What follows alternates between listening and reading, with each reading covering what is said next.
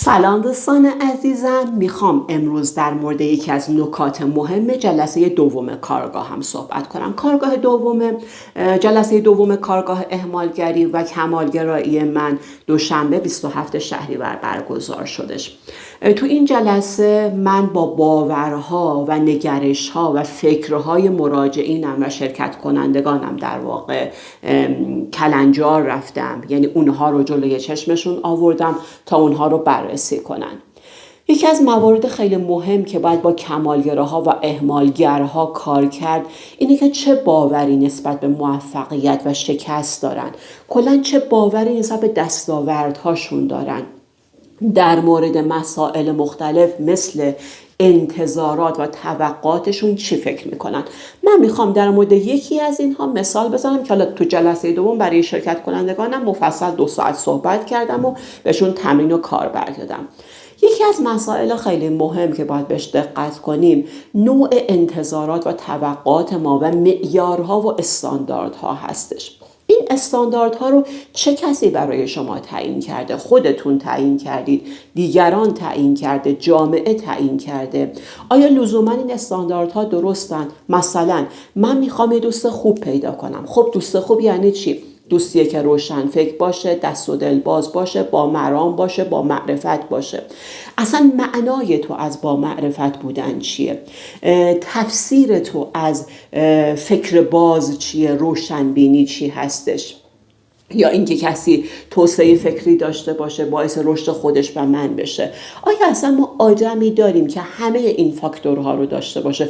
آیا ما میتونیم بیایم درصد تعیین کنیم بگیم خب 10% اینو داشته باشه، 20% این؟ نه، واقعیت اینه که آدم‌ها اخلاقها و ارزش‌های متفاوتی با ما دارن و ما لزوما نباید دنبال یک ملاک‌های ثابتی با n% باشیم.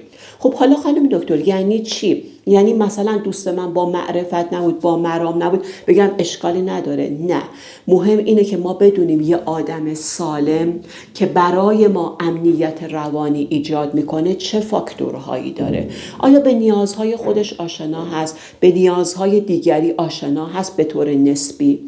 آدم سالم و امن از جمله فاکتورهاش، یه دونه از فاکتورهاش اینه که نه به خودش آسیب جدی وارد میکنه و نه به ما آسیب جدی وارد میکنه. حالا باز باید بیایم آسیب رو برای خودمون معنا کنیم.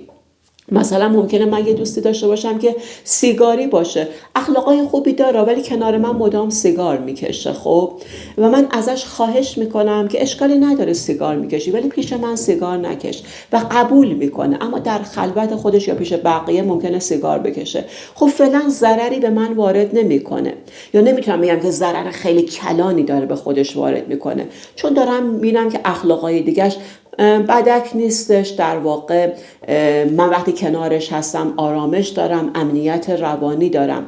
نمیتونم اینجا ملاک‌ها و استانداردهای تند و تیزی برای خودم داشته باشم.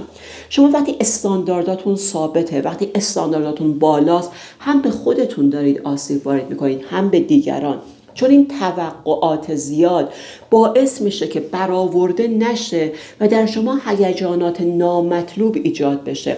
هیجان نامطلوب در شما اقدام نامطلوب ایجاد میکنه و اقدام نامطلوب باعث میشه که رفتار نامطلوبی به نام افسردگی، نگرانی، اضطراب، کمالگرایی و اهمالگری شدت پیدا کنه و شما احساس کم ارزشی بکنید و دوباره این سیکل تکرار میشه.